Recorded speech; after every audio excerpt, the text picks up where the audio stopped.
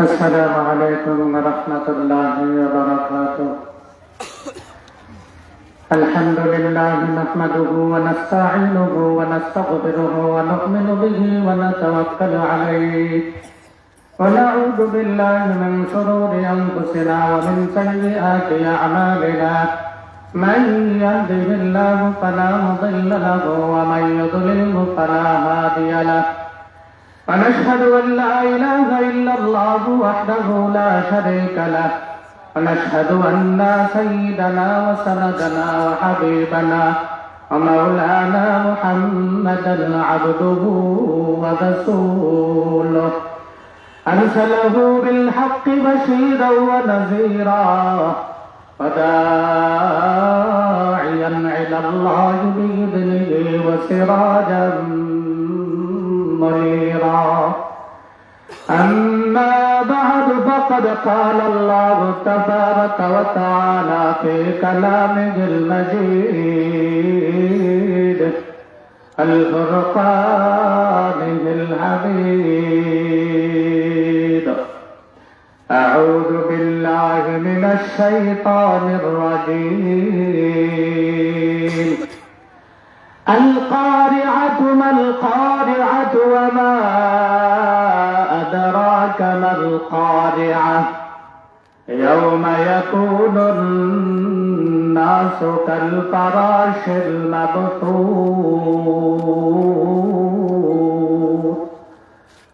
صدق الله المولانا العظيم وصدق رسوله النبي الأمي الكريم ونحن على ذلك لمن الشاهدين والشاكرين.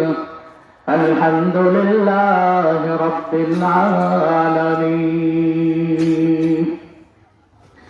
إن الله وملائكته يصلون على النبي يا أيها الذين آمنوا صلوا عليه وسلموا تسليما. صلى الله على سيدنا ومولانا محمد وعلى آله وأصحابه وسلم. صلى الله على سيدنا ومولانا محمد وعلى آله وأصحابه وسلم. هزارا درود ور هزارو سلام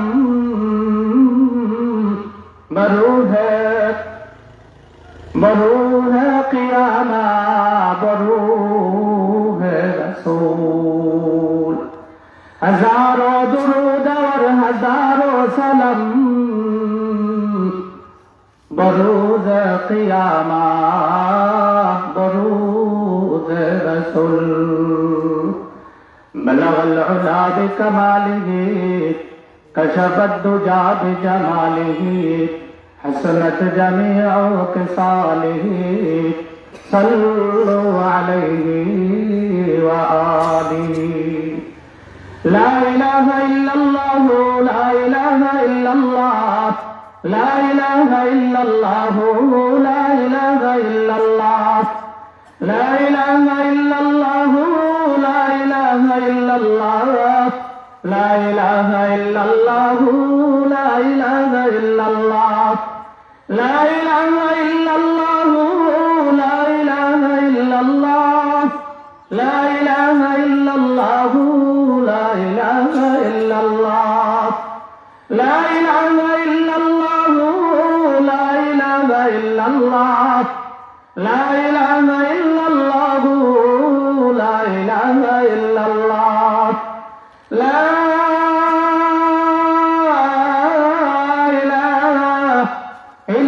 الله محمد رسول الله.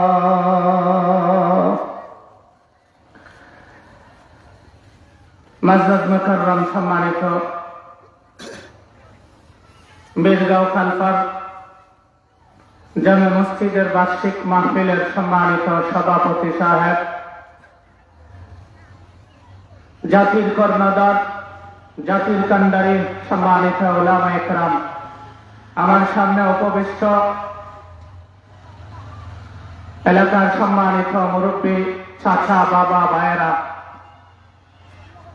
আমি আপনাদের এই মানুষ কর্তৃপক্ষের আদেশ রক্ষার্থে আপনাদের সামনে বসেছি। রব্বে কাবার কাছে তৌফিক কামনা করি, উনি যেন আমাকে তৌফিক দান করেন। আমি আপনাদের সামনে কিছু আলোচনার মুজাহারা করব। আল্লাহ তাআলা যদি তৌফিক দান করেন, ইনশাআল্লাহ কোরআন এবং হাদিস থেকে আলোচনা করার চেষ্টা করব। আমার তৌফিক ইল্লা বিল্লাহ।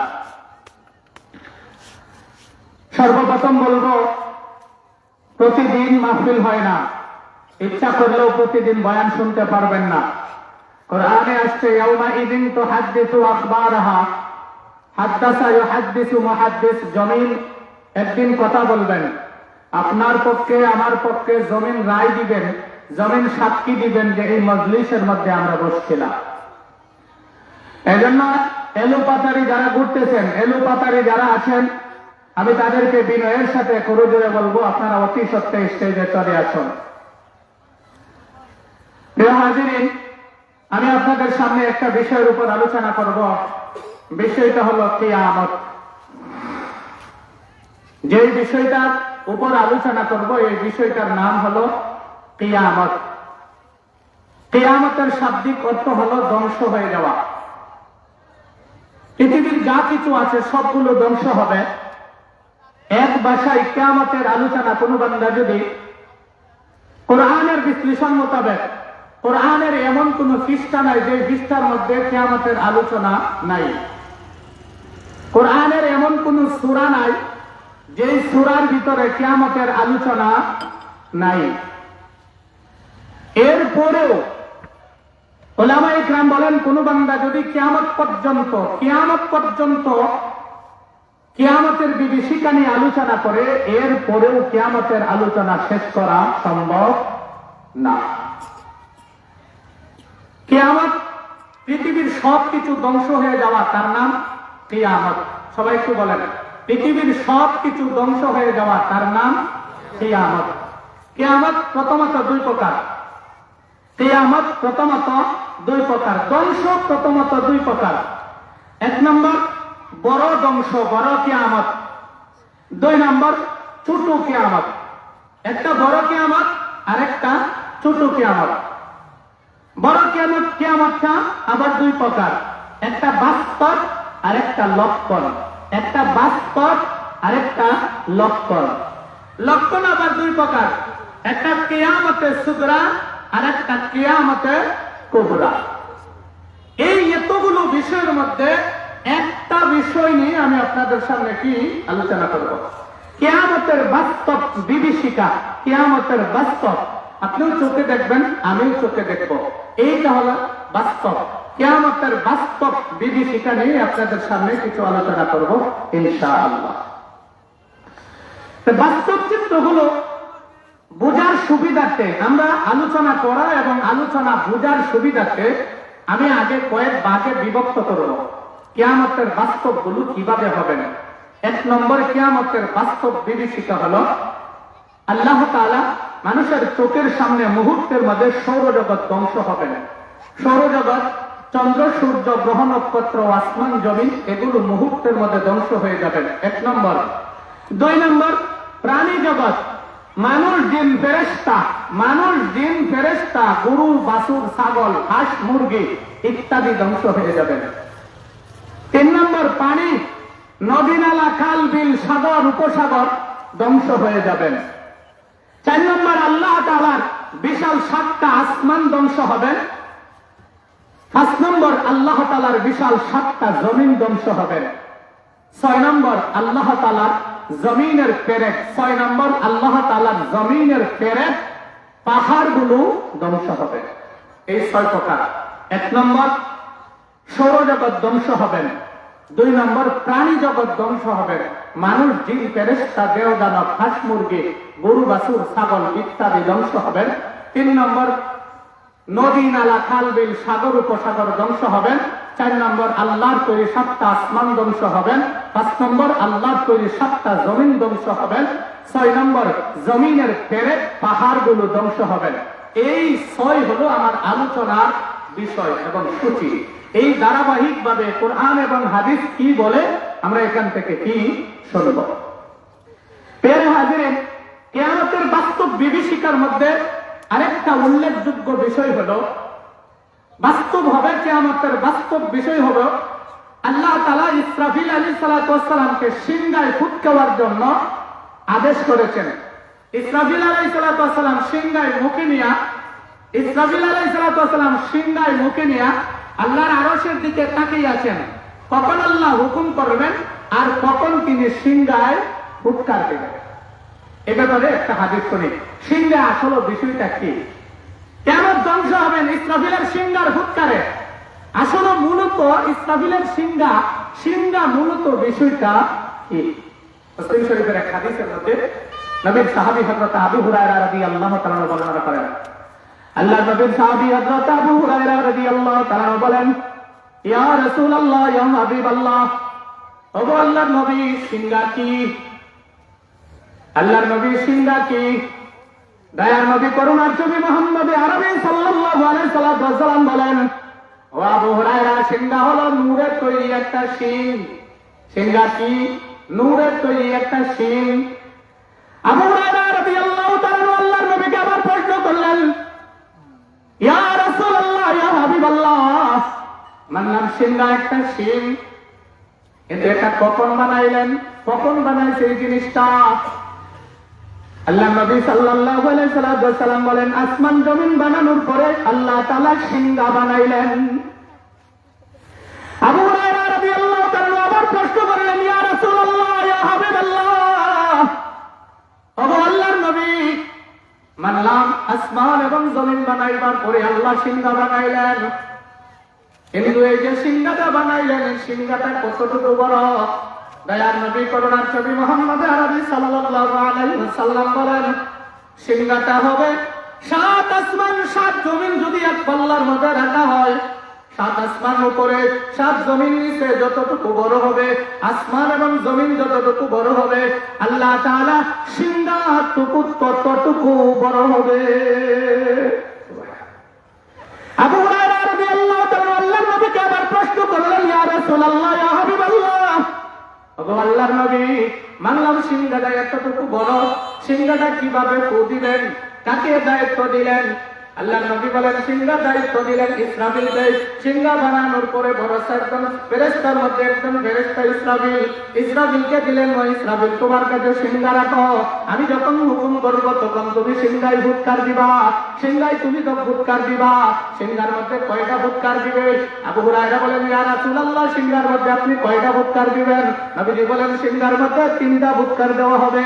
1 নম্বর ফুৎকার যখন ইসরাফিল দিবেন রে, সব কিছু ভয়ে আতঙ্কিত হয়ে যাবে, অর্থাৎ আসমান জমিন পাহাড় পর্বত চন্দ্র সূর্য মানুষ জিন ফেরেশতা দেও দানব নদী নালা খাল বিল সাগর উপসাগর যা কিছু আছে সবগুলো কেমন যেন আতঙ্কের মধ্যে হয়ে যাবে। ইসরাফিল যখন একবার প্রথম ফুৎকার দিবেন সব কিছু আতঙ্কিত হয়ে যাবে। ইসরাফিল যখন 2 নম্বর ফুৎকার দিবে সব কিছু বেহুশ হয়ে যাবে, সব কিছু বেহুশ হয়ে কেমন যেন মারা যাবে। তার মানে মানুষ জিন ফেরেশতা দেও দানব গরু বাছুর হাঁস মুরগি ছাগল ইত্যাদি যা আছে সবগুলো কেমন যেন বেহুশ হয়ে মারা যাবে। আবু হুরায়রা বলেন, আর কি ফু দিবেন? নবীজি বলেন, আবু হুরায়রা, ইসরাফিল আরেকটা ফু দিবেন। 3 নম্বর ফুৎকার যখন দিবেন, 3 নম্বর ফুৎকার যখন দিবেন, তার মানে প্রথম ফুৎকার যখন দিবেন আতঙ্কিত হবেন, ভয় হবেন। 2 নম্বর ফুৎকার যখন দিবেন তখন কেমন যেন সবগুলো ভয় আতঙ্কিত হয়ে মারা যাবেন। 3 নম্বর ফুৎকার যখন দিবেন কেমন যেন সবগুলো কবরের মধ্যে মরে গিয়া যখন কবরের মধ্যে বিলীন হয়ে গেছে, আবার 3 নম্বর ফুৎকার দেওয়ার সঙ্গে সঙ্গে সবগুলো জিন্দা হয়ে কবর থেকে আসরের মতো উঠবে। ইসরাফিলের 3 সিংহার ফুৎকারে আমার আলোচনা বিষয়। কিয়ামতের বিভীষিকা ইসরায়েলের সিংহার 3টা ফুৎকার দিবেন। এই 3 ফুৎকারে আজকের আলোচনার কি বিষয়? তাহলে এক নম্বর সৌরজগৎ ধ্বংস হবে। আবার বলি, 1 নম্বর বলছিলাম সৌরজগৎ ধ্বংস হবে, 2 নম্বর প্রাণী জগৎ ধ্বংস হবে, 3 নম্বর নদী নালা খাল বিল ধ্বংস হবে, 4 নম্বর 5টা 7টা আসমান ধ্বংস হবে, 4 নম্বর 7টা জমিন ধ্বংস হবে। এরপরে জমিনের পেরেক পাহাড় গুলো ধ্বংস হবে। বোঝার সাথে প্রথম নম্বর যে জিনিসটা ধ্বংস হবে, 1 নম্বর সৌরজগৎ ধ্বংস হবে। সৌরজগৎ আবার 2 প্রকার, একদিকে তারকা, আরেকদিকে চন্দ্র এবং সূর্য। একদিকে তারকা, আরেকদিকে চন্দ্র এবং সূর্য। আল্লাহ তারকার আলোচনা করেছেন সূরাতুত তাকওয়িরের ভিতরে। আল্লাহ তাআলা তারকার আলোচনা করেছেন। আল্লাহ বলেন, ইযা শামসু কুওয়ারাত ওয়া ইযা النجوم انكدرت وإذا الجبال سيرت وإذا العشار عطلت وإذا الوحوش حشرت। রব্বুল আলামিন বলেন, ও দুনিয়ার মানুষ, আমার ইসরাফিল যখন সিংহায় ফুৎকার দিবে রে, সিংহার ফুৎকারের বিকট আওয়াজের কারণে আসমানের তারকাগুলো আলোকহীন হয়ে যাবে। প্রথম নাম্বার, আসমানের তারকাগুলো আলো থাকবে না। আসমানের তারকাগুলো কেমন যেন অন্ধকার হয়ে যাবে। অন্ধকারের সঙ্গে সঙ্গে আসমানের তারকাগুলো কেমন যেন টাস টাস টাস টাস শব্দ হবে। এই আয়াত প্রসঙ্গে দয়ার নবী করুণার নবী মুহাম্মদ আরবি সাল্লাল্লাহু আলাইহি ওয়াসাল্লাম বলেন, ইসরাফিল যখন প্রথম সিংহায় ফুৎকার দিবেন, সিংহার ফুৎকার দেওয়ার সঙ্গে সঙ্গে আসমানের তারকাগুলো প্রথম নাম্বার আলোকহীন হবে। আলোকহীন হওয়ার সঙ্গে সঙ্গে আসমানের তারকাগুলো কেমন যেন টাস টাস করে শব্দ হয়ে আসমানের তারকার ভিতরে যে আলোগুলো আছে, টাস টাস করে আলোগুলো ছিটকে পড়বে। তারকাগুলো ভেঙে চূর্ণ হয়ে যাবে। তাফসীর ইবনে কাসিরের ভিতরে বলেন, বাবিবুল্লাহ তাফসীরের কিতাবের মধ্যে বলেন, ইসরাফিল যখন সিংহায় ফুৎকার দিবে রে, আসমানের তারকাগুলো কেমন যেন চূর্ণ বিচূর্ণ হয়ে কিছু সংখ্যক তুলার মতো আসমানে উঠতে থাকবে। আবার কিছু সংখ্যক তুলার মতো উঠতে উঠতে উঠতে উঠতে জমিনের নদী নালা খাল বিল সাগর উপসাগরের মধ্যে আইসা পড়বে। চিন্তা করেন, ইসরাফিল ফুৎকার দিবে, বাঁশি বাজায় না, বাঁশি বাজায় কতটুকু সময় বাঁচাবে? আবু হুরায়রা রাদিয়াল্লাহু তাআলা আল্লাহর নবীকে আবার প্রশ্ন করলেন, ইয়া রাসূলুল্লাহ, সব জানলাম সিংহার ব্যাপারে, আর একটু জানতে চাই সিংহাটা কতটুকু সময় বাঁচাবে? দয়ার নবী করুণার নবী বলেন, সিংহায় যখন ফুৎকার দিবে রে, সিংহায় ফুৎকার দেওয়া 1 ফুৎকারে 6 মাস যাবে। একটা ফুৎকার দিবে, 1 ফুৎকারে কতদিন যাবে? 6 মাস। চিন্তা করুন, 1 ফুৎকারে 6 মাস কি যাবে? এবার আসেন সৌরজগৎ বললাম। প্রথম নাম্বার সৌরজগৎ 3 ভাগে বন্টন করলাম। একদিকে তারকা, আরেকদিকে চন্দ্র এবং সূর্য। তারকার আলোচনা সূরা তাকবীরের মধ্যে করেছে। কি আলোচনা করলাম? তারকার আলোচনা হলো, আমার ইসরাফিল যখন সিংহায় ফুৎকার দিবে রে, তারকাগুলো কেমন যেন চূর্ণ বিচূর্ণ হবে, তুলার মতো আসমানে উঠতে থাকবে। এক অংশ জমিনের কালবিল নদী নালা কালবিলের মধ্যে আইসা পড়বে। এবার চন্দ্র এবং সূর্যের কি অবস্থা হবে? আল্লাহ তাআলা সূরা কিয়ামার ভিতরে তার আলোচনা করেছেন। ইয়াসআলু আইয়ানা ইয়াউমুল কিয়ামাহ ফাইযা বারিকাল বাসারু ওয়া খাযাবাল কামারু ওয়া জুমি'আশ শামসু ওয়াল কামার ইয়াকুলুল ইনসানু ইয়াওমাইযিন আইনাল মাফার কাল্লা লা ওয়াযর ইলা রাব্বিকা ইয়াওমাইযিন আইনাল মুস্তাকার। রব্বুল আলামিন বলেন, আমার ইসরাফিল যখন সিংহার ফুৎকার দিবে রে, সিংহার ফুৎকারের ইসরাফিলের সিংহার ফুৎকারের বিকট আওয়াজের কারণে আসমানের চন্দ্রটাও আলোকহীন হবে, আসমানের সূর্যটাও আলোকহীন হয়ে যাবে। তার মানে চন্দ্র এবং সূর্য দুটোটা যখন আলোকহীন হয়ে যাবে, দুনিয়াটাও অন্ধকার হয়ে যাবে, আসমানটাও অন্ধকার হবে, জমিনটাও অন্ধকার হবে। মানুষ জমিনের মধ্যেও কোনো কিছু দেখতে পাবে না, আসমানের মধ্যেও কোনো কিছু দেখতে পাবে না। এমন একটা পরিস্থিতির মধ্যে হবে, রাত্রের 12টাও মানুষ পার্থক্য করতে পারবে না, মানুষ দিনের 12টাও পার্থক্য করতে পারবে না। কখন সকাল হবে, কখন দুপুর হবে, তা পার্থক্য করতে পারবে না। তার মানে সব দুনিয়া অন্ধকার হবে, চন্দ্রও আলো দিবে না, সূর্যও আলো দিবে না।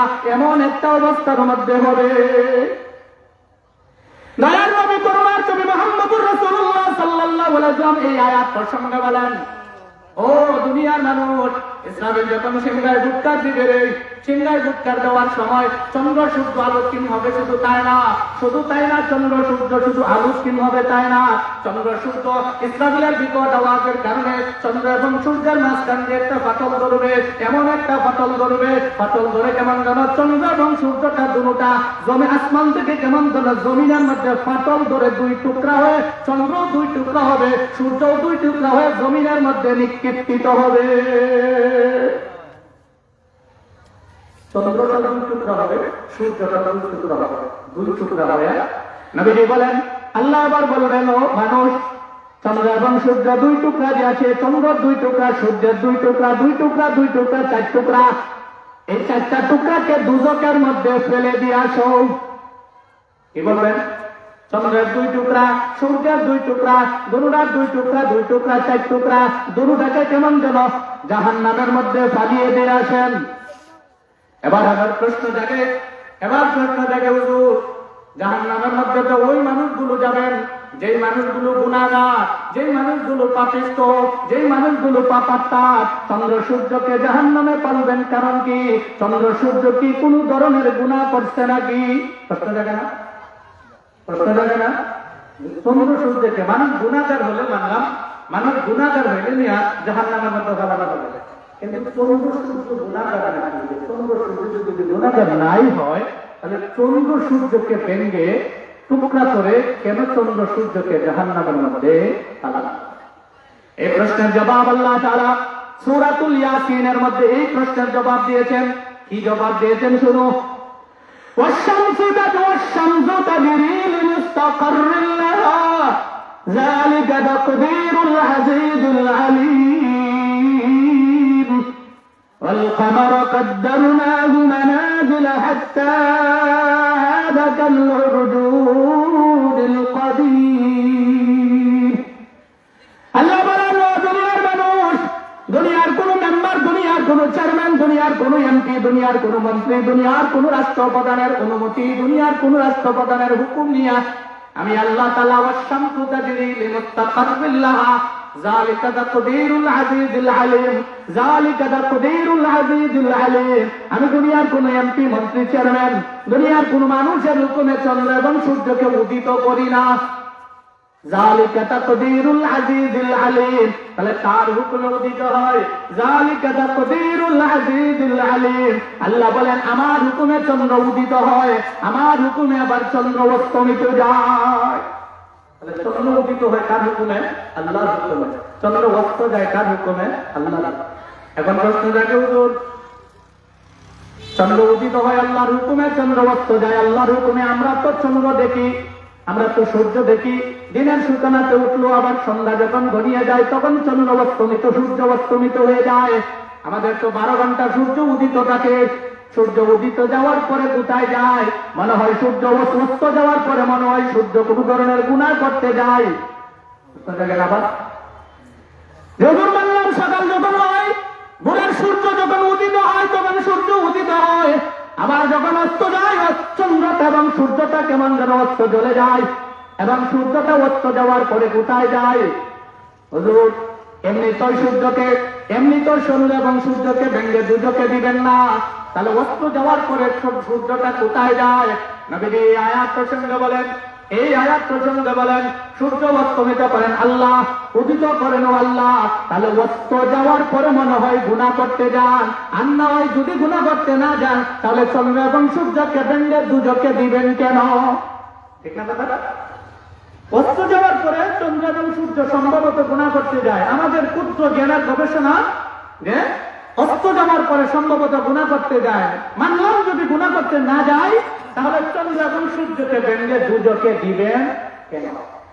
এর জবাবে, এই প্রশ্নের জবাবে আল্লাহ তাআলা আরেকটা আয়াতে তার জবাব দিয়েছেন, আশ-শামসু ওয়াল কামারু বিহুসবানিন ওয়ান নাজমু ওয়াশ-শাজারু ইয়াসজুদান।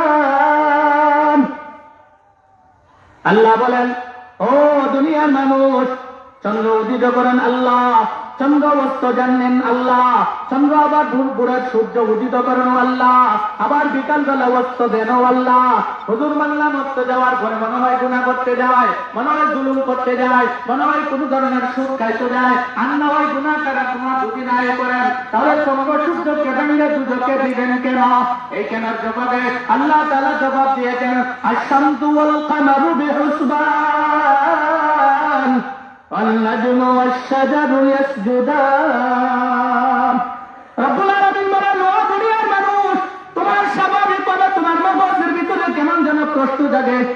সূর্য অস্তমিত হয়ে যাওয়ার পরে গুনাহ করতে যায়, জুলুম করতে যায়, এই করে সেই করে, এই জন্য চন্দ্র সূর্যকে ভেঙে দুজকে দিবেন। না না না না, চন্দ্র এবং সূর্য যখন অস্তমিত যায়, চন্দ্র এবং সূর্য অস্তমিত যাওয়ার পরে আমি আল্লাহ তাআলার কুদরতি ভাবে আমি আল্লাহ তাআলার আরশের সামনে যাই। সাত আসমানের উপরে সূর্যটা যখন বিকাল বেলা অস্তমিত হয়, সূর্যটা কোথায় যায়? পশ্চিম দিগন্তের মধ্যে সূর্য থাকে না, সূর্যটা কেমন যেন আল্লাহর আরশের সামনে যায়। আল্লাহর আরশের সামনে গিয়ে সূর্য এবং সূর্যটা সিজদার ভিতরে পড়েন, সিজদায় পড়েন, আল্লাহর আরশের সামনে গিয়ে সিজদায় পড়েন, সিজদায় পড়ে আল্লাহকে সিজদা করেন আর বলতে থাকেন, আয় আল্লাহ, তোমার মাখলুককে আমি আগামীকালকে সেবা দিয়েছিলাম, তোমার মাখলুককে আমি আলু দিয়েছিলাম, তোমার মাখলুককে আমি অন্ধকার থেকে আলু দিয়েছিলাম, যার জন্য তার রিজিকের কারণে রিজিকের ফেরেশতা করতে পারছেন, যার জন্য দুনিয়ার চলার জন্য তার পথ দেখতে পারছেন। আয় আল্লাহ, 12 ঘন্টার সময় আমাকে দিয়েছিলাম, আমি উঠিত হইতাম, তোমার বান্দার খেদমত করতাম। 12 ঘন্টা ওয়াক্ত হয়েছি, আবার তোমার আরশের সামনে সিজদায় পড়লাম। আল্লাহ, আগামীকালকে আমি উঠবো কিনা? আল্লাহ, আগামীকালকে আমি উঠবো কিনা? আল্লাহ, আগামীকালকে আমি উঠবো কিনা? সিজদায় পড়ে সারা রাত্রি সূর্য বন্ধবে তাসবিহ করতে থাকেন, আল্লাহর আরশের সামনে গিয়ে সারা রাত্রি তাসবিহ করতে থাকেন। আল্লাহ তাআলা শেষ মুহূর্তে বলেন, ও সূর্য রে, তুই তো সারা রাত্রি আমার সিজদায় পড়ে আমার তাসবিহ তুই করলস, তার মানে আগামীকালকে তোকে অনুমতি দিলাম, আগামীকালকে তুই আবার দুনিয়ার মধ্যে উদিত হবে। আমার যে বান্দা আছে, আমার যদি কোনো কাফির হয়ে থাকে না কেন, আমার যদি কোনো ইহুদি হয়ে থাকে না কেন, তবু তো আমার বান্দা, আমি আল্লাহ সৃষ্টি করলাম, আমি আল্লাহ তাদেরকে খাওয়াই। যদিও সে ইমানদার হয় না, আমাকে বুঝতে পারে না, যদিও সে ইমানের দৌলত নসিব করে না, তারপরেও তো আমি আল্লাহ তাকে সৃষ্টি করলাম। সুতরাং তাদের খাদিম হিসাবে তোমাকে বানিয়ে দিলাম, তুমি আগামীকালকে আবার সূর্য উদিত হয়ে তাদেরকে খেদমত করবা। আগামীকালকে আবার উদিত হয়ে তুমি তাদের কি খেদমত করবা। এবার প্রশ্ন দেখে, হুজুর, সূর্য উদিত হয় আবার অস্ত যায়, প্রশ্নোর তো সমাধান এখনো পায় নাই। সূর্য উদিত হয় আবার অস্ত যায়, অস্ত যাওয়ার পরে আমরা ভাবলাম সূর্য গুনাহ করতে যায়, সূর্য গুনাহ করতে গিয়েছে, যার জন্য গুনাহর কারণে জাহান্নামে দিল। এখন বললাম হুজুর, সূর্য গুনাহ করতে যায় না, তাহলে সূর্য যায় কোথায়? সূর্য অস্তমিত হওয়ার পরে আল্লাহর আরশের সামনে যায়, সিজদায় পড়ে ক্রোনাজরি করে ক্রন্দন করতে থাকে, কান্নাকাটি করতে থাকে, তার নির্ধারিত তাসবিহ পড়তে থাকে। আল্লাহ নির্ধারিত সময় তাসবিহ তাকে কবুল করে আগামীকালকে আবার ওঠার জন্য তাকে প্রস্তুতি দেন। বুঝলাম, তাহলে সূর্য উদিত থেকে অস্ত, অস্ত থেকে আবার উদিত, সূর্য উদিত থেকে অস্ত, অস্ত থেকে আবার উদিত। সূর্যের একটা সেকেন্ড খালি আছে, সূর্যের একটা সেকেন্ড খালি আছে? খালি নাই, এক সেকেন্ডও খালি নাই। হুজুর, এরপরেও চন্দ্র এবং সূর্যকে ভেঙে দুজকে দিবেন কেন? মানলাম এক সেকেন্ডও খালি নাই, আল্লাহর হুকুমেই তো চলতেছেন, তাহলে এরপরেও প্রশ্নের সমাধান এখনো পায় না। এরপরেও চন্দ্র এবং সূর্যকে ভেঙে দুজকে দিবেন কেন? প্রশ্ন হয়ে গেছে না? এই প্রশ্নের জবাবে 19 নম্বর পারা সূরা নামলের ভিতরে আল্লাহ তাআলা আলোচনা করেছেন। কি আলোচনা করেছেন? সিদ্ধার আয়াতটা হয় তেলাওয়াত করতাম। আল্লাহ তাআলা আলোচনা করেছেন, হুদহুদ নামক একটা পাখি ছিলেন, হুদহুদ পাখি নবী সুলাইমান আলাইহিস সালামের কাছ থেকে দূরে গেলেন, রানী বিলকিসের কাছে গেলেন। সুলাইমান নবীর স্ত্রী রানী বিলকিস, হুদহুদ একটা পাখি ছিলেন। এই পাখিটা যে জায়গার মধ্যে যাইতো, এই জায়গার মধ্যে কেমন যেন মাটির কতটুক গভীরের মধ্যে পানি আছে, হুদহুদ নামক পাখিটা জানতে পারতেন, বুঝতে পারতেন। নবী সুলাইমানকে এসে বলতেন, ও নবী সুলাইমান, এই জায়গার ভিতরে পানি আছে, আসমান দিয়ে উড়ে গেলে এই সমস্যা হবে, জমিনের নিচের মধ্যে এই সমস্যা হবে, আপনি এইগুলো করেন। হুদহুদ পাখিটা নবী সুলাইমানের খাদিম। নবী সুলাইমান পৃথিবীর সব প্রাণীর ভাষা জানতেন, হুদহুদ পাখিও তার ভাষা জানতেন। এবার আবার তার ভিতরে হুদহুদ পাখি একদিন নবী সুলাইমানের কাছ থেকে চলে গেলেন। কোথায় গেলেন? রানী বিলকিসের কাছে গেলেন। হঠাৎ করে আসলেন, আয়েশা বলতে লাগলেন, ওগো নবী সুলাইমান, আমি এমন একটা দেশের মধ্যে গিয়েছিলাম, এমন একটা দেশের মধ্যে গিয়েছিলাম, যেই দেশের মধ্যে অস্ত্রের অভাব নাই, যেই দেশের মধ্যে মানুষের অভাব নাই, যেই দেশের মধ্যে কোনো ধরনের ফল ফলাদির অভাব নাই, যেই দেশের মধ্যে সম্পদের অভাব নাই। ওগো নবী সুলাইমান, আমি এমন একটা দেশে গিয়েছিলাম, এই দেশের একজন মন্ত্রী হলো রানী বিলকিস, তার নাম, তার বৈশিষ্ট্য হলো তার চুলগুলো টুকরা টুকরা, তার বৈশিষ্ট্য হলো শুরু করে লাবণ্য তার ভরপুর, এমন আশ্চর্য অবস্থায় আছে। তবে নবী সুলাইমান জানেন গো, তার গুণগুলো এমন এমন তো ঠিক আছে বাংলাম, তবে তার ভিতরে ইমানের নূর নাই। তবে নবী সুলাইমান, তার ভিতরে ইমানের নূর নাই। চন্দ্র সূর্য যখন উদিত হয় তারা সূর্যের পূজা করে, সূর্য যখন অস্ত যায় তবু তারা সূর্যের পূজা করে, তাদের ভিতরে ইমান নাই গো নবীজি। ইমান না থাকার কারণে এমন একটা অবস্থার ভিতরে হবে রে, এমন একটা অবস্থার ভিতরে হবে। অদ্ভুত পাখি নবী সুলাইমানকে এই কথাগুলো বলতেছেন। হঠাৎ করে এই আয়াত প্রসঙ্গে মুহাম্মদুর রাসূলুল্লাহ বলেন, তারা সূর্যের পূজা করার কারণে, সূর্যের পূজা করার কারণে চন্দ্র এবং সূর্যকে, সূর্যের পূজা করার কারণে চন্দ্র সূর্যকে ভেঙ্গে দুজকে পালবেন। এত মোটামুটি প্রশ্নটা কি বুঝে আসছে? সূর্যের পূজা করার কারণে চন্দ্র এবং সূর্য দুটাকে ভেঙে দুজকের মধ্যে কি হল? এখন আরেকটা প্রশ্ন রয়ে গেল, প্রশ্নটা কি? প্রশ্নটা কি? প্রশ্নটা হলো, চন্দ্র সূর্যকে তাদের তো কোনো দোষ নাই, দোষ আছে? তারা উদিত হয় আল্লাহর হুকুমে, আবার অস্ত দেয় আল্লাহর হুকুমে, এজন্য তাদের পূজা করে। পূজারীদেরকে বোঝানোর জন্য চন্দ্র সূর্যকে ভেঙে দুজকে দেবেন, মানলাম। তাহলে চন্দ্র সূর্যের কি কোনো কষ্ট হবে না? চন্দ্র সূর্যকে জাহান্নামে ফেলবেন, তাহলে কি চন্দ্র সূর্যের কি কোনো কষ্ট হবে না? আমাদের মনে ভিতরে কি বলে? এই প্রশ্নের জবাবে আল্লাহ তাআলা বলেন, ও দুনিয়ার মানুষ, আমি মানুষকে মাটির অংশ দ্বারা বেশি বানাইছি। মানুষের একটা তবিয়ত, মানুষকে আমি আল্লাহ মাটির অংশ দ্বারা বেশি বানাইছি। এজন্য মানুষ পৃথিবীর যে কোনো প্রান্তে যাক না কেন, মাটির অংশ যদি থাকে তখন মানুষ চলতে পারবে সুন্দরভাবে, তার কোনো কষ্ট হবে না। পৃথিবীর প্রান্তে যাক, বিমানে যাক, রকেটে যাক, যেখানে যাক না কেন, স্বাভাবিক মানুষের অশান্তি লাগবে। মানুষ যখন মাটির মধ্যে থাকবে স্বাভাবিকভাবে তার শান্তি ফিরিয়ে আসবে। কেন ফিরিয়ে আসবে? আল্লাহ মানুষকে মাটির অংশ বেশি ঘেরা বানাইলেন, মাছকে আল্লাহ পানির অংশ দ্বারা বেশি বানাইলেন। এই জন্য মাছ যখন পানি থেকে যখন মাটিতে উঠে, পানির থেকে যখন উপরে উঠে বেশিক্ষণ থাকতে পারে না, স্বাভাবিকভাবে কষ্ট হয়। যেমনি ভাবে মানুষগুলো মাটি ছাড়া বেশি অংশ থাকতে পারে না, যেমনি ভাবে মাছগুলো পানি ছাড়া বেশি অংশ থাকতে পারে না। ও দুনিয়ার মানুষ, আমি আল্লাহ চন্দ্র এবং সূর্যকে জাহান্নামের আগুন দ্বারা বানাইলাম। আমি আল্লাহ চন্দ্র এবং সূর্যকে জাহান্নামের আগুন দ্বারা বানাইছি। এজন্য চন্দ্র সূর্যকে ভেঙে দুজকে যাওয়ার পরেও চন্দ্র সূর্যের রেশমি পরিমাণ কষ্ট হবে না। এজন্য চন্দ্র এবং সূর্য যারা পরিমাণ কোন ধরনের কোন কষ্ট কি হবে না। প্যারা হাজিরিন, আমি সূচি নির্ধারিত করেছিলাম 1 নম্বর সৌরজগৎ নিয়ে আলোচনা করব। কোরআন এবং হাদিস থেকে সৌরজগতের কিছুটা টাচ করে দিই। এবার আসেন প্রাণী জগৎ। প্রাণী জগৎ বলতে মানুষ, জিন, ফেরেশতা, দেও দানব, মানুষ, জিন, ফেরেশতা, দেও দানব, গরু, বাছুর, ছাগল, হাঁস, মুরগি, এগুলো কিয়ামতের কিভাবে ধ্বংস হবে। ইসরাফিল যখন সিংহায় ভুট্টার দিবে তখন এভাবে কিভাবে মানুষগুলো ধ্বংস হবে, আমাদের গরু বাছুর গুলো কিভাবে ধ্বংস হবে, কিভাবে ফেরেশতা গুলো ধ্বংস হবে, কিভাবে জিন্নাত গুলো ধ্বংস হবে, আল্লাহ তাআলা এ ব্যাপারে আলোচনা করেছেন 30 নম্বর পারা সূরাতুল কারিয়ার ভিতরে। আল্লাহ বলেন, আল কারিয়াতু মাল কারিয়াতু ওয়া মা আদরাকা মাল কারিয়া ইয়াওমা ইয়াকুনুন নাসু কাল ফারাশিল মাবসুস। রব্বুল আলামিন বলেন, দুনিয়ার মানুষ, আমার ইসরাফিল যখন সিংহায় ভুট্টার দিবে, সিংহার ভুট্টার কতটুকু সময় যাবে? 6 মাস যাবে। সিংহার ভুট্টার বাজবে, কতটুকু আওয়াজ হবে? মানুষ যখন দুনিয়ার মধ্যে থাকবে, ইসরাফিল যখন সিংহায় ভুট্টা দিবে, একজন ইমানদারও জমিনের মধ্যে থাকবে না। আল্লাহ আল্লাহ বলনেওয়ালা একজন ইমানদার আর জমিনের মধ্যে থাকবে না। সবগুলো পাপিষ্ঠ থাকবে, সবগুলো নাফরমান থাকবে, সবগুলো বেঈমান থাকবে। এমন অবস্থায় আল্লাহ হুকুম করবেন, ও ইসরাফিল তুমি সিংহায় ভুট্টার দাও। ইসরাফিল যখন সিংহায় ভুট্টার দিবেন, এমন অবস্থায় যখন ইসরাফিল সিংহায় ভুট্টার দিবেন, বিজ্ঞান তখন উর্ধ্ব জগতে যাবে, বিজ্ঞান তখন উর্ধ্ব জগতে যাবে। এবং বিজ্ঞান যায়। ওই যে রকেট দেখেন না আরো উর্ধ্ব জগতে যাবে, প্লেন দেখেন না আরো উর্ধ্ব জগতে যাবে, মোবাইল টোবাইল বিভিন্ন জিনিসপত্র যেগুলো আছে এগুলো দেখবেন আরো উর্ধ্ব জগতে যাবেন, মিনিটের মধ্যে তামাম পৃথিবী গ্রাস করবেন, কিন্তু কোনো ইমানদার থাকবে না, কোনো বিজ্ঞান কোনো ধরনের কোনো উপকার করতে পারবে না। আল্লাহ বলেন আল কারিআতু মাল কারিআতু ওয়া মা আদরাকা মাল কারিআহ ইয়াউমা ইয়াকুনুন নাসু কাল ফারাশিল মাবথুস। ও দুনিয়ার মানুষ, আমার ইসরাফিল যখন সিংহায় ফুৎকার দিবে রে, সিংহার ফুৎকারের বিকট আওয়াজের মাধ্যমে কাল ফারাশিল মাবথুস, মানুষগুলো দিশেহারা হয়ে যাবে।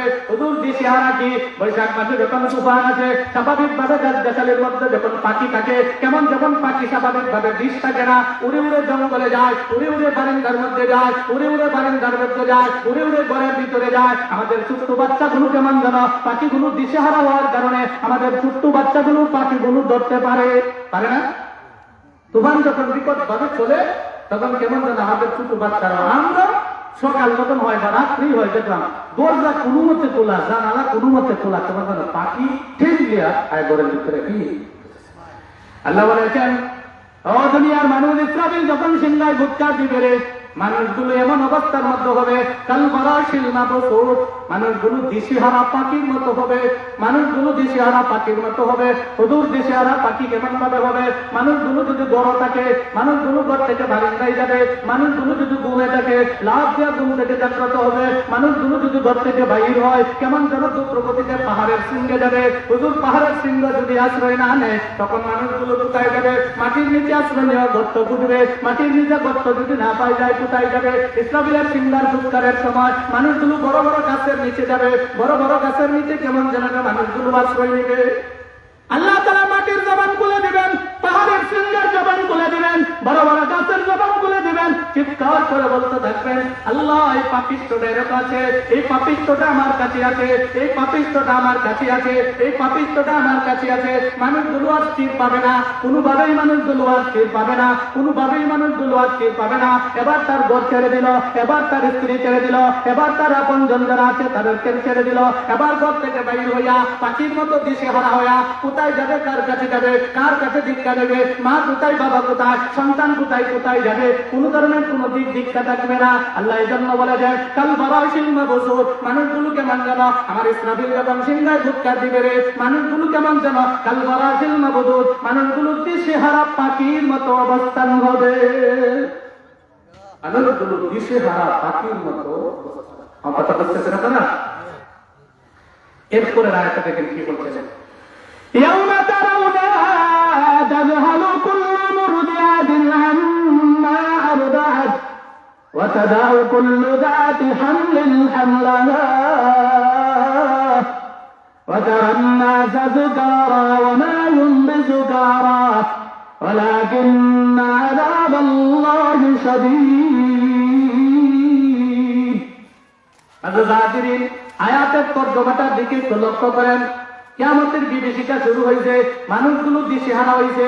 কেমন গুলো মানুষগুলো দিশেহারা হয়েছে দেখেন আয়াত কি বলে, কুল্লু মুরদিআতিন আম্মা আরদাআত, কুল্লু মুরদিআতিন আম্মা আরদাআত। মুরদিআত শব্দের অর্থ বাচ্চাকে দুধ পান করানো, মা তার বাচ্চাকে দুধ পান করায়, মা তার বাচ্চাকে দুধ পান করায়। ইসরাফিল যখন সিংহায় ফুৎকার দেবে মানুষগুলো কেমন যেন দিশেহারা পাখির মতো হবে, এমন অবস্থায় তার বাচ্চাকে দুধ পান করানো লাগবে। এই কথাটা সে ভুলে যাবে, বাচ্চা কি এই জিনিসটা সে ভুলে যাবে। এমন অবস্থা যখন হবেন কুল্লু যাতি হামলিন হামলাহা, কোরআন বলেন হামলিন হামলাহা, হামলিন হামলাহা। মায়েরা গর্ভধারণী যখন হয় তাকে বলে হামলিন হামলাহা। মা যখন গর্ভধারণী থাকবে, আমার মেয়ে যখন গর্ভধারণী থাকবে, আম্মা জানরা যখন গর্ভধারণী থাকবে, এমন অবস্থায় যখন ইসরাফিল ফুৎকার দেবেন ওটু মায়ের গর্ভপাত হয়ে যাবে। ওটু কোনো মহিলা লাগবে না, কোনো ডাক্তার লাগবে না, কোনো টিচার লাগবে না। ইসরাফিল যখন সিংহায় ফুৎকার দিবেন বিকট আওয়াজের কারণে কেমন যেন আমার মা ওটু গর্ভধারণ হয়ে যাবে, ওটু গর্ভপাত হয়ে যাবে। এরপর দেখেন কি বলছেন,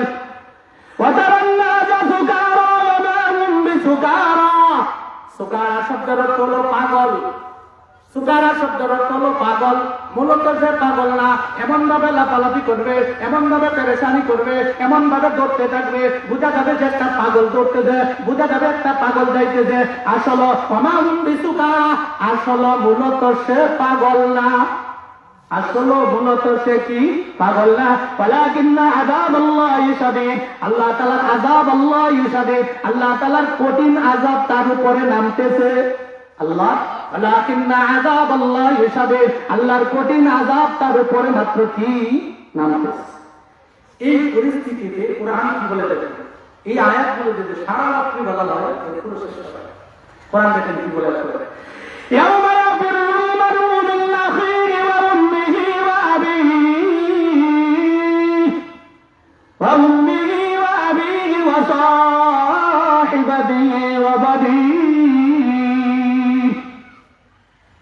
মাযুজাদিন ইসরাফিল মুৎকার দেওয়ার সঙ্গে সঙ্গে মানুষগুলো দিশেহারা হবেন, এমন ভাবে দিশেহারা হবেন, এমন ভাবে দিশেহারা হবেন, দুধপানকারীর সন্তান পাবে না, সন্তানকে ভুলে যাবে, গর্ভধারণী মা অটু গর্ভপাত করে হয়ে যাবে।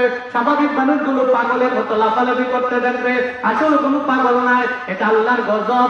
এরপরে আল্লাহ কি বলেছে দেখেন, ইয়াউমা ইয়াফিরুল মারউ মিন আখিহি, এক পর্যায়ে মোটামুটি স্বাভাবিক সেন্সলেস আসবে, স্বাভাবিক তার বিবেক ফুটে উঠবে, মানুষটা ফুটে উঠবে। হাই, এতদিন পর্যন্ত আমার বাবা আমাকে আদর করলেন, মা আমাকে আদর করলেন। কোরআন কি বলে দেখেন, ইয়াউমা ইয়াফিরুল মারউ মিন আখিহি, আখি মানে ভাই। মানুষগুলো স্বাভাবিক ভাবে যখন সেন্সলেস ফিরে আসবেন তখন কেমন যেন তার ভাইকে টুকাইতে দেখবেন, ও ভাই আমার ভাই কোথায়, এই দুনিয়ার মধ্যে দেখেন না ভাই, ভাই তার দেওয়ার জন্য শরীরের রক্তকে পানি করে ভাইয়ের জন্য উপার্জন করে দেওয়ায়, কত কিছু না ভাইয়ের জন্য করি, জীবন উৎসর্গ করার জন্য ভাইয়ের জন্য দিয়ে দেয়। কিয়ামতের এই মুহূর্তে আল্লাহ বলেন এই পেরেশানির মধ্যে তার ভাইকে ডাকবেন, আখিহি তার ভাইকে ডাকবেন, ভাইকে ডাকবেন, ভাইকে ডাকবেন। তখন ভাই বলবেন তুমি কি আমি চিনি না, ভাই স্পষ্ট বলবেন, ভাই বলবেন তুমি কি আমি চিনি না। এ কেমন যেন দিক দিক না পেয়ে এবার আসবেন অন্য জায়গায়, উম্মিহি তার মানে তার মাতা, তার মায়ের কাছে যাবে, তার মায়ের কাছে যাবে। মা বলবেন আমার দুনিয়ার মধ্যে কোনো বিয়ে হয় নাই, তুমি সন্তান বলতে তো আমি কোনো কিছু চিনি না, তুমি সন্তান বলতে আমি কোনো কিছু চিনি না, তোমার সন্তান বলতে আমি কোনো কিছু চিনি না। এবার চিন্তা করবে এই জায়গার ভিতরে একটু বুঝার বিষয়, আমরা সন্তানের জন্য নিজের জীবনকে উৎসর্গ করি। ডাইরেক্ট আল্লাহ কোরআন কি বলে দেখেন, এবার মানুষগুলো পেরেশান হয়ে মায়ের কাছে যাবে, মার জন্য জীবন দিতে রাজি, রাজি না, মার জন্য জীবন দিতে রাজি, মার জন্য সারা জীবনের উৎসর্গ করতে রাজি, মায়ের জন্য সমস্ত শরীরের রক্তগুলো পানি করতেও রাজি। এই বিভীষিকা ভাই মুহূর্তের মধ্যে যখন মায়ের কাছে যাবে, মা স্পষ্ট ভাষায় বলবে উম্মিহি তুমি আমার সন্তান না, তুমি আমার সন্তান না, তুমি আমার সন্তান না। এই মুহূর্তে তোমার কোনো উপকার আমি করতে পারবো না। যখন কোনোভাবেই হবে না তখন বাবার কাছে যাবে। আয়াত বলে ও আবিহি, আবু শব্দের অর্থ বাবা, আবিহি তার বাবার কাছে যাবে। বাবাও বলবেন না আমি তোমাকে চিনি না, আমি দুনিয়াতে কোনো বিয়ে করি নাই, আমি তোমাকে কোনোভাবেই চিনি না, আমি দুনিয়াতে তোমাকে কোনোভাবেই চিনি না। নিরুপায় হইয়া বানিন শব্দের অর্থ সন্তান, নিরুপায় হইয়া ভাইয়ের কাছে যাবে, ভাই অস্বীকার করবে, মায়ের কাছে যাবে, মা অস্বীকার করবে, বাবার কাছে যাবে, বাবা অস্বীকার করবে, কোনো দিক দিকটা নাই। নিরুপায় হইয়া একজনের কাছে যাবে, সন্তানের কাছে যাবে, তার মনে করবে সন্তান ছিল আমার দুনিয়ায়, সন্তানের জন্য আমি কি না করছি, সন্তানের জন্য তো আমি দুনিয়ার সব কিছু করছি। এবার তিনি নিরুপায় হইয়া সন্তানের কাছে যাবে, সাহিবাতিহি ওয়া বানিহি, সন্তানের কাছে গিয়ে বলবে আমাকে একটু উপকার করো। সন্তানের স্পষ্ট ভাষায় বলবে তুমি দুঃখাবাস, তোমাকে আমি চিনি না, তুমি দুঃখাবাস, তোমাকে আমি চিনি না। স্পষ্ট ভাষায় সন্তানগুলো কেমন যেন এরকম বলতে থাকবে। এরা হাজিরিন এবার বুঝেন, এবার বুঝেন এই অবস্থার মধ্যে যখন হবেন কিয়ামতের বিভীষিকা নয়, 3 জায়গা থেকে 3টা আয়াত তেলাওয়াত করছি, আর সামনে দেব না, আলোচনা লম্বা হবে।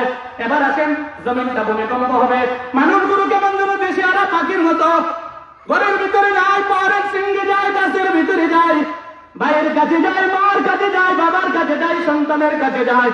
আইরে দুনিয়াটা তার জন্য হাতের মুষ্টি হয়ে গেছে। আর কোথায় যাবে, কার কাছে গিয়ে দীক্ষা নেবে, কার কাছে যে অনুসরণ করবে, আর কোথাও তার নাই। সবগুলো কেমন যেন বন্ধ হয়ে যাচ্ছে। কোথায় যাবে, কোথায় যাবে, কোন দিক দীক্ষা না পেয়ে সে সিদ্ধান্ত গ্রহণ করবে আমি আর সুতার কাপড় রাখবো না, আমি সুতার কাপড়গুলো তুলে ফেলবো, সালার বস্তাগুলো সরিয়ে দিব। কেন তুলবেন? আমি পাপিষ্ঠ, আমি পাপাত্মা। এই মুহূর্তে মনে হয় আমাকে শেষ করে দিবেন আল্লাহর গজবে। আমি আর এই ঘরের ভিতরে থাকবো না, আমার বাবারও দরকার নাই, আমার মারও দরকার নাই, আমার আত্মীয় স্বজন বলতে কারো আমার দরকার নাই। এই মুহূর্তে সব কিছু ছেড়ে দিয়া এই মুহূর্তে খোলা ময়দানে, সরাসরি খোলা ময়দানে আসমানের নিচে গিয়া কান্নাকাটি শুরু করবেন। খোলা ময়দানে আসমানের খোলা ময়দানে আসমানের নিচে গিয়া কান্নাকাটি কি শুরু করবেন। তাফসীরে কিতাবের ভিতরে লেখেন 30 নম্বর পারায় ব্যাপারে আল্লাহ কোরআন বলেন ইযা যুলজিলাতিল আরদু জিলজালাহা ওয়া আখরাজাতিল, আখরাজা শব্দের অর্থ হলো বের হওয়া, আখরাজা শব্দের অর্থ হলো বের হওয়া। ইযা যুলজিলাতিল আরদু জিলজালাহা ওয়া আখরাজাতিল আরদু আসফালাহা ফাকালাল ইনসানু মা লাহা ইয়াওমাইযিন তুহাদ্দিসু আখবারাহা ইয়াওমাইযিন তুহাদ্দিসু আখবারাহা। সবগুলো পেছনে পালাইয়া মানুষগুলো যখন খোলা ময়দানে যাবে, দাঁড়ানো আর সম্ভব না। মানুষগুলো কেমন যেন হাতগুলো মাটির মধ্যে দিয়া আসমানের দিকে তাকাইয়ে এভাবে থাকবেন, এমন ভাবে থাকবেন, হঠাৎ করে দেখতে পারবেন, হঠাৎ করে দেখতে পারবেন জমিনটা লড়তেছে, জমিনটা হেলে দুলে পড়তেছেন। সূরা জিলজাল বলেন ইযা যুলজিলাতিল আরদু জিলজালাহা, জমিনটা এবার কাঁপতে থাকবেন, জমিন এবার কাঁপতে থাকবেন, জমিন এবার কাঁপতে থাকবেন। মানুষগুলো পেরেশান হইয়া বলবে আমরা কোথায় না গেলাম, কত জায়গার মধ্যে গেলাম, কত লোকের কাছে গেলাম, কত আপনজনের কাছে গেলাম, কেউ আমাদেরকে দীক্ষা দেয় নাই, কেউ আমাদেরকে কোনো অনুসরণ করে নাই, সবাই আমাদেরকে না না বলেছে, বাধ্য হয়ে আমরা জমিনের মধ্যে আসছি। ও জমিন তুমি স্থির থাকো না কেন? ও জমিন কেন লড়তেছ তুমি? জমিন তুমি কেন লড়তেছ? আল্লাহ তাআলা তারা যখন প্রশ্ন করবে জমিন তুমি লড়তেছ কেন, তখন আল্লাহ তাআলা জমিনের জবান খুলে দিবেন। আল্লাহ তাআলা জমিনের জবান খুলে দিবেন। জমিন কি বলবে? জমিন বলবে ও মানুষ, আমি এতক্ষণ তো ভালো ছিলাম, ওয়া আখরাজাতিল আরদু আসফালাহা, ও জমিন আমি এতক্ষণ তো ভালো ছিলাম, আমি তো এতক্ষণ ভালো ছিলাম, আমার তো কোনো অসুবিধা ছিল না। তোমার কাছে যখন আসলাম, তুমি যখন আমার বক্তি আসলা, আমি এতক্ষণ তো স্থির ছিলাম, কোনো ধরনের লড়াচড়া করতাম না। তুমি যেই মানুষ আমার বক্তি আসছো, তুমি যেই হাত লাগাইছ, তুমি যেই পাও লাগাইছ, তোমার স্পর্শের কারণে, তার মানে তুমি গুনাহগার। তোমার স্পর্শের কারণে আমি জমিন আর স্থির থাকতে পারতেছি না, আমি জমিনে আবার কাঁপতেছি, আমি জমিনে আবার কাঁপতেছি। আখরাজা কাল বরাশিল, জমিন বলেন ইযা যুলজিলাতিল আরদু জিলজালাহা ওয়া আখরাজাতিল আরদু আসফালাহা ওয়া আখরাজাতিল আরদু আসফালাহা ওয়া আখরাজাতিল আরদু আসফালাহা। কুরআন বলেন আবার জমিনটা টাস টাস করে ফাটবে, টাস টাস করে জমিনটা ফাটবে। জমিনটা ফাইতে উদয় কি হবে? জমিনের ভিতরে গ্যাস আছে, জমিনের ভিতরে হীরা পান্না আছে, জমিনের ভিতরে মণিমুক্তা আছে, জমিনের ভিতরে আরো বড় বড় খনিজ সম্পদ আছে, জমিনের ভিতরে কয়লা আছে, জমিনের ভিতরে তেল আছে। জমিনটাকে পাহাড়টা পেরেক দ্বারা, জমিনটাকে পেরেক দ্বারা রাখছেন। এমন ভাবে যখন কাঁপতে থাকবে, জমিনটা যখন পাতা হবে, পাটতে তারপরে জমিনের ভিতরে যত ধরনের খনিজ সম্পদ আছে সবগুলো বের হয়ে আসবেন। জমিনের ভিতরে যা আছে সবগুলো কি আস্তে আস্তে আস্তে আস্তে সবগুলো কি বের হয়ে আসবে। সবগুলো যখন বের হয়ে আসবেন, সবগুলো যখন জমিন থেকে বের হয়ে আসবেন, বের হয়ে আসার সময় আল্লাহ তাআলা জমিনটা পুরো কম্পন কাঁপবে। ইযা যুলজিলাতিল আরদু জিলজালাহা, জমিনটা পরিপূর্ণভাবে কাঁপবেন কাঁপবেন কাঁপবেন। মানুষগুলো আর স্বাভাবিকভাবে থাকতে পারবে না। মাটির যখন জবান করবে, মানুষগুলো আবার কেমন যেন মুখটা মাটির মধ্যে পড়বে, মুখটা কেমন যেন মাটির মধ্যে পড়বে। মাটির মধ্যে দিয়ে মানুষগুলো আর কোথায় যাবে? আর যাওয়ার রাস্তা নাই, এমন অবস্থায় করবে। জমিনটা বড় বড় ফাঁকা দিবে, জমিনের খনিজ সম্পদগুলো উপরে উঠবে, জমিনটা কেমন যেন জ্বালজ্বালা কাঁদতে থাকবে। এমন অবস্থায় ইসরাফিল, আল্লাহ ইসরাফিলকে হুকুম করবে, ও ইসরাফিল তুমি মাত্র একটা ফুৎকার দিছ, ফুৎকার কয়টা গেছে? একটা। এই অবস্থার ভিতরে ফুৎকার কয়টা গেছে? মাত্র একটা। আল্লাহ আবার বলবেন ও ইসরাফিল তুমি আবার শোনেন, আবার তুমি সিঙ্গার ফুৎকার দাও। আমি বলছিলাম ইসরাফিল তিনটা ফুৎকার দিবে। তিন ফুৎকারের মধ্যে প্রথম নম্বর ফুৎকার যখন হবে, মানুষগুলো পেরেশান হবে, মানুষগুলো কেমন যেন বেহুশ হবে, মরবে না। তবে দ্বিতীয় ফুৎকার যখন ইসরাফিল দিবে, আল্লাহ ইসরাফিলকে বললেন ইসরাফিল তুমি দ্বিতীয় ফুৎকার দাও। ইসরাফিল আলাইহিস সালাম দ্বিতীয় ফুৎকার দেওয়ার সঙ্গে সঙ্গে, দ্বিতীয় ফুৎকার দেওয়ার সঙ্গে সঙ্গে মানুষগুলো কেমন যেন স্বাভাবিক থাকবে না। মানুষের কপালটা মুখটা মাটির মধ্যে লাগাইয়া আমরা যেমন ভাবে সিজদা দেই, কেমন যেন সিজদার মতো মানুষগুলো পড়ে যাবে। মানুষগুলো পড়ে যাওয়ার পরে কেমন যেন আর জমিনের মধ্যে একজন মানুষও থাকবে না। ইসরাফিল ফুৎকার দেওয়ার সঙ্গে সঙ্গে 4জন মানুষ, 4জন ফেরেশতা জিন্দা থাকবেন। মুহূর্তের মধ্যে পৃথিবীর যত মানুষ আছে সব মানুষ কেমন যেন মুহূর্তের মধ্যে মারা যাবেন। সমস্ত মানুষ মুহূর্তের মধ্যে মারা যাবেন। তাফসীরে কিতাবের ভিতরে লেখেন তামাম পৃথিবীর যত যত মানুষ আছে সব মানুষ যখন মারা যাবে, জমিনটা এতটুকু দুর্গন্ধ হবে, আসমানের উপর দিয়ে যদি কোনো পাখি উড়ে যায়, আসমানের উপর দিয়ে যদি কোনো পাখি উড়ে যায়, মানুষের দুর্গন্ধের কারণে পাখিগুলো কেমন যেন পুড়ে ভস্ম হয়ে যাবে, স্বাভাবিকভাবে পাখিগুলো আর থাকতে পারবে না। আল্লাহ জিবরাইলকে লক্ষ্য করে বললেন, ও জিবরাইল, জমিনের মধ্যে আর কেউ জিন্দা আছে? ও জমিনের মধ্যে 4 জন জিন্দা আছে। ও কে কে জিন্দা আছে? ও মিকাইল জিন্দা আছে, ও আজরাইল জিন্দা আছে, ও ইসরাফিল জিন্দা আছে, ও আরেকজন ফেরেশতা জিন্দা আছে, আমরা 4 জন জিন্দা আছে। ও তুমি আজরাইলকে বলো, আজরাইল এই মুহূর্তে তুমি 4 জনের মধ্যে তুমি যারা বাকিতে 3 জন আছে, 3 জনের জান তুমি কবজ করে নাও। আর একজন মাত্র রয়েছে, একজনকে জিজ্ঞাসা করলেন, আজরাইলকে আল্লাহ জিজ্ঞাসা করলেন, ও আজরাইল, আরো কি জমিনের মধ্যে মানুষ আছে? ও আল্লাহ, আর কেউ না। তো তুমি কি রয়েছে নাকি? তো আপনি রয়েছেন আর আমি রয়েছি। পৃথিবীতে কেউ নাই, রয়েছেন কয়জন? 2 জন, একজনকে আল্লাহ, আরেকজনকে আজরাইল। আল্লাহ বলবেন, ও আজরাইল, আল্লাহ বলবেন, ও আজরাইল, তুমি জান্নাত এবং জাহান্নামের মাঝখানে যাবে। আজরাইল জান্নাত এবং জাহান্নামের মাঝখানে যাবে, আজরাইল জান্নাত এবং জাহান্নামের মাঝখানে যাবে। এবার বলবেন, আল্লাহ হুকুম করবেন, আল্লাহ হুকুম করবেন। আল্লাহ কি হুকুম করবেন? আল্লাহ হুকুম করবেন, ও মালাকুল মাউত, হে মালাকুল মাউত, হে মালাকুল মাউত, তাড়াতাড়ি যাও, আজরাইলের জান কবজ করাও। আজরাইল জান্নাত এবং জাহান্নামের মাঝখানে আজরাইলের জান যখন কবজ করবে, মুহূর্তের মধ্যে মালাকুল মাউত, মৃত্যু মানে আপনার একটা হুকুম, আল্লাহ হুকুম করে দিয়েছেন। সাথে সাথে আজরাইলকে ধরে বললেন, আজরাইল কেমন যেন চেঁচামেচি করতে লাগলেন, কেমন যেন বড় বড় চিৎকার দিতে লাগলেন। আসমান আজরাইলের চিৎকার শুনে, জমিন আজরাইলের চিৎকার শুনে, এবার আসমানের পাশে আবার জমিনও আছে। এবার বলতে থাকে, তুমি না মানুষকে কষ্ট করে জান কবজ করতা, এবার তোমার কান পাখি বাহির করে দেখো তোমার কতটুকু কষ্ট হয়। আজরাইল বলেন, আল্লাহ, মানুষের জান কবজ করে যদি এতটুকু কষ্ট জানতাম, জিন্দেগিতে আর কোনোদিন আমি কোনো মানুষকে জান কবজ করতাম না। মুহূর্তে নবী আল্লাহ তাআলা আজরাইলের জান কবজ করলেন।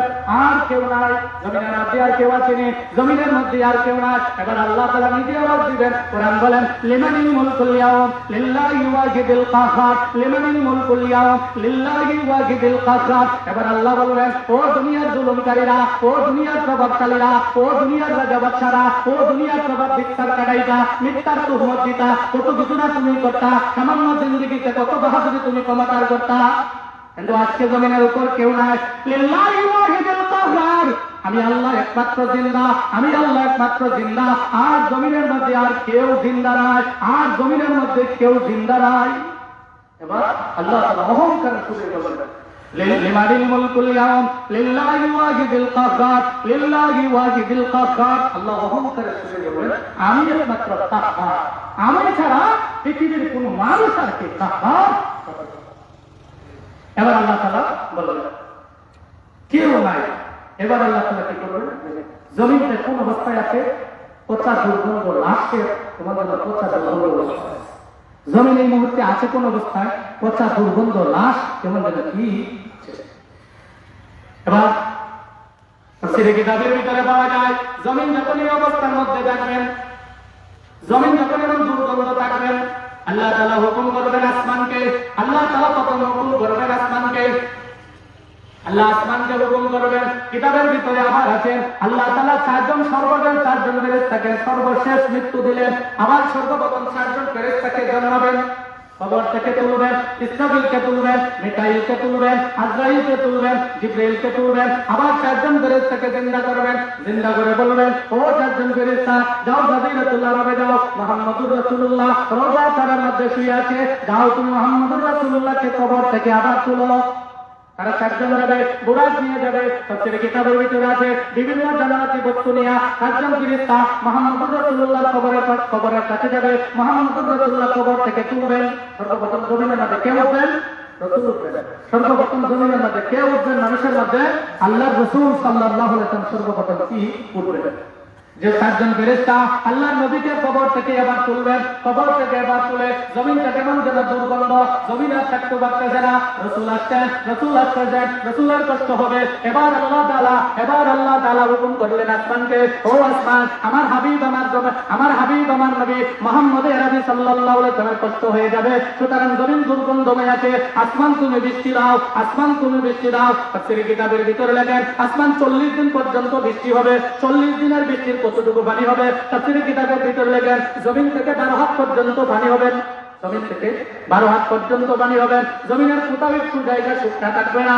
আল্লাহ মুহূর্তের মধ্যে যখন 12 হাত পানি হবে, আল্লাহ মুহূর্তের মধ্যে পানিকে লক্ষ্য করে বলবেন, ও পানির জমিনের ভিতরে যত লাশ দুর্গন্ধ আছে, সাথে সাথে পানির সমস্ত লাশগুলো তুমি কে জমিনটাকে পরিষ্কার করে দাও। জমিন তুমি সাথে সাথে পানি তুমি সবগুলো লাশ খেয়ে কেমন যেন সাথে সাথে তুমি পবিত্র কি করে। সাথে সাথে জমিন পবিত্র হয়ে গেল, সাথে সাথে জমিন পবিত্র হবে, সাথে সাথে জমিন পবিত্র হওয়ার পরে, সাথে সাথে জমিন পবিত্র হওয়ার পরে আল্লাহ তাআলা ইসরাফিলের সিংহার ফুৎকার কয়টা গেছেন? 2টা। আমরা 3 নম্বর ফুৎকারে এখন যাই না। এই মুহূর্তে সব মারা গেলেন। 3য় ফুৎকার যখন দিবেন, কবর থেকে মানুষ উঠবেন, সব মারা গেলেন না। আল্লাহ ইসরাফিলকে তো তৈরি করলেন, ইসরাফিলকে তো আগে তুললেন, মুহাম্মদুর রাসূলুল্লাহকে জানলেন। ইসরাফিলকে বললেন, ও ইসরাফিল, মানুষের আত্মা যেগুলো আছে, আসমানের দুলন্ত আছে, সিদরাতুল মুনতাহা গাছের মধ্যে আছে, সবগুলো আত্মা কেমন যেন আছে, সিদ্দিক এবং ইল্লিয়িনের মধ্যে যে আত্মাগুলো আছে, পাপিষ্ঠ পাপাত্মার নেককার মুত্তাকির যে আত্মাগুলো আছে, সবগুলো আত্মা তুমি একত্রিত করিয়া ইসরাফিলকে সিংহার ফুৎকার দিব। সিংহার ভিতরের উপরে সবগুলো কেমন যেন রূহগুলো রাখো। এই মুহূর্তে আল্লাহ ইসরাফিলকে লক্ষ্য করে বলেন, ও ইসরাফিল, মানুষের সবগুলো আত্মা এই সিংহার মধ্যে নেওয়ার পরে এবার তুমি সিংহাটা ফুৎকার দাও। ইসরাফিল আলাইহিস সালাম 3য় নম্বর সিংহার ফুৎকার দিবেন। সিংহার ফুৎকার দেওয়ার পরে কিতাবের ভিতরে লেখেন, ইসরাফিল যখন 3য় সিংহার ফুৎকার দিবে, 3 নম্বর ফুৎকার দেওয়ার সঙ্গে সঙ্গে বিকট আওয়াজের কারণে সমস্ত রূহগুলো কেমন যেন সাপের মতো দৌড়তে থাকবে, সাপের মতো দৌড়তে থাকবে।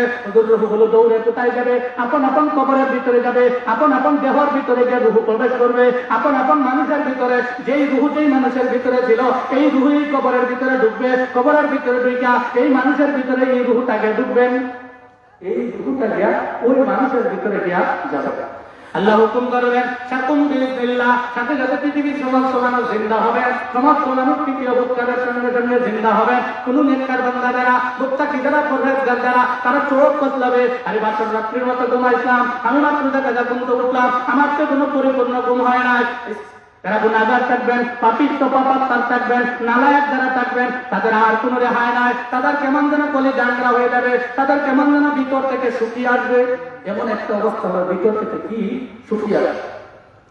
সব মানুষ আবার কি জিন্দা হবে, সমস্ত মানুষ আবার কি জিন্দা হবে। জিন্দা হওয়ার পরে পৃথিবীর সমস্ত মানুষ আবার জিন্দা হওয়ার পরে আল্লাহ তাআলা হুকুম করবেন, আল্লাহ তাআলা হুকুম করবেন। এবার এই অবস্থার ভিতরে 3 নম্বর ফুৎকারে পৃথিবীর অবস্থান পরিবর্তন হবে। কি পরিবর্তন হবে? বিভিন্ন হাদিসের কিতাবের মধ্যে একটু পবিত্র বর্ণনা অন্যভাবে বর্ণনা দিয়েছেন। তো অন্যভাবে সমষ্টি বর্ণনা কি? এই অবস্থার মধ্যে আসমানের সূর্যটা নিচে নামবে। কতটুকু নিচে হবে? মানুষ যখন দাঁড়াবে, আঘাত করে সূর্যটা থাকবে, মানুষের আঘাত করে সূর্যটা থাকবে। কিয়ামতের ময়দানের নিচে কি থাকবেন? এখন আর স্বাভাবিকভাবে মাটি নাই, নিচে কেমন যেন তামা, নিচে কি তামা। সূর্যের পাওয়ারে মানুষের মগজগুলো কেমন যেন বাঘ যেমন ভাবে টকবক টকবক করে না, এমন ভাবে কি মানুষের মগজ কেমন ভাবে টকবক টকবক করতে, এমন ভাবে টকবক করতে। মানুষের বিভিন্ন হাদিস থেকে বোঝা যায়, মানুষের মগজটা যখন এমন ভাবে টকবক করবে, তখন কেমন জানায় কিয়ামতের ময়দানটা মানুষের গানের বন্যা হবে। কি হবে? মানুষের গানের, কিয়ামতের পূর্ণ ময়দানটা মানুষের গানের বন্যা হয়ে যাবে। আমি যদি হাত পরিমাণ, পা পরিমাণ, টাকনো পরিমাণ গুণা করে থাকি, তাহলে গানের বন্যায় টাকনো পরিমাণ ডুবে থাকবো। হাঁটু পরিমাণ গুণা করে থাকলে গানের বন্যায় হাঁটু পরিমাণ ডুবে থাকবো। আমি যদি কমার পরিমাণ গুণা করে থাকি, তাহলে আমার গামটা কেমন যেন গানের বন্যার ভিতরে কমার পরিমাণ ডুবে থাকবো। আমি যদি গলা পরিমাণ গুণা করে থাকি, আমি কেমন যেন গলা পরিমাণ গানের বন্যার মধ্যে ডুবে থাকবো। আমি যদি আমার আসমান পরিমাণ গুণা করে থাকি, ওই বান্দার জন্য কেমন যেন তার গানের বন্যাটা আসমান পরিমাণ হবে। এটা কেমন যেন গানের বন্যার মধ্যে সাঁতার কাটতে থাকবে। এই অবস্থায় 50,000 বছর যাবে। আল্লাহ কুরআন অন্য জায়গার ভিতরে বলেন 50,000 বছর এই অবস্থায় যাবে। মানুষগুলো এবার পেরেশান হয়ে যাবে। হায়রে আল্লাহ তুলছেন আমাদেরকে, কত আপন ভাবে আল্লাহ আমাদেরকে তুলছেন। ওই যে কিয়ামত ময়দান টাইম হয়ে গেছে, আমাদের আমলনামা পেশ করতে হবে। এই অবস্থায় আল্লাহ আমাদের আমলনামা দেখেন না। আমাদের চূড়ান্ত বিচার যেটা করার কথা, আল্লাহ তো কোনো ধরনের কোনো বিচার করতে দেন না। তাহলে আমরা এই অবস্থায় কোথায় যাব, কি করবো? এমন অবস্থায় কঠিন মুহূর্তের ভিতরে 50,000 বছর চলে যাবে। মানুষগুলো আর কোনো দীক্ষা পাবে না। মানুষগুলো কেমন জানি একেবারে শেষ, একেবারে শেষ অবস্থায় মানুষগুলো আদম থেকে নিয়া নূহ পর্যন্ত, নূহ থেকে নিয়া ইব্রাহিম পর্যন্ত, ইব্রাহিম থেকে নিয়া ঈসা পর্যন্ত, ঈসা থেকে নিয়া মুসা পর্যন্ত, মুসা থেকে নিয়া ঈসা নবী পর্যন্ত, এমন ভাবে ক্রমাগতভাবে সমস্ত নবীর উম্মতরা এবার উঠবেন, সমস্ত নবীরা একত্রিত হবে। আদমের কিছু উম্মত, নূহর কিছু উম্মত, ঈসা নবীর কিছু উম্মত, ইব্রাহিম নবীর কিছু উম্মত, দিক দিকটা না পাইয়া 50,000 কঠিন অবস্থার মধ্যে একজন আরেকজন বলতে থাকবেন, আমরা যার যার অবস্থান থেকে যার যার নবীর কাছে একটু যান না, আপনার নবীকে একটু সুপারিশ করেন না, আপনার নবী আমাদেরকে একটু সুপারিশ করতো, আল্লাহ বিচারের মাঠ কায়েম করতো, আমাদের আর কষ্ট সহ্য হচ্ছে না, আল্লাহকে বলেন আল্লাহ আমাদের বিচারের মাঠটা কায়েম করে বিচারটা আমার পরিপূর্ণ বিচারটা করে, ফায়সালা যদি জাহান্নাম হয় জাহান্নামে যেত আপত্তি নাই, ফায়সালা যদি জান্নাত হয়ে যায় তাহলে জান্নাত যেত আপত্তি নাই।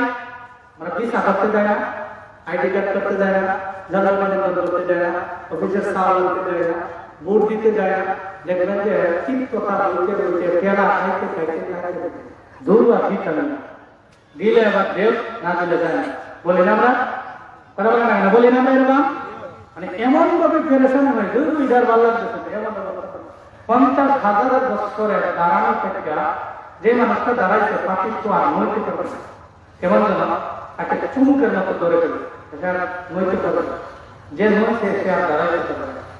তবে নেককার যারা থাকবে তারা সবকিছু করতে পারবেন, লক্ষ্য করবেন, মুক্ত করবেন, করবেন, স্বাভাবিকভাবে তার কষ্টের তীব্রতা অপমান কি হবে না, তার নিজের ভিতরে একটা আশা জায়গা হবে।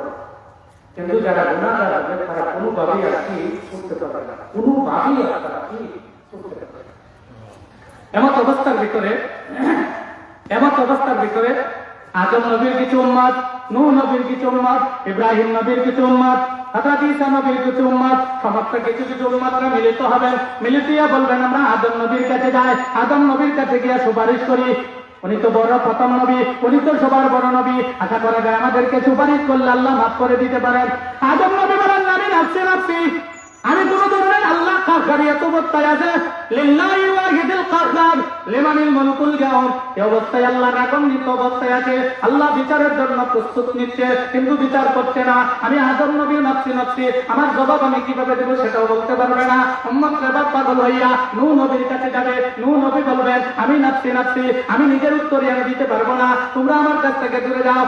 উম্মতরা কেমন যেন পেরেশান হইয়া এবার যাবে ইব্রাহিম নবীর কাছে, ইব্রাহিম নবী বলবেন নাফসি, আমিও পারবো না, তোমরা দূরে যাও। সাথে সাথে যাবেন ঈসা নবীর কাছে, ঈসা নবীর কাছে যাওয়ার পরে ঈসা নবী বলবেন নাফসি, আমিও পারবে না।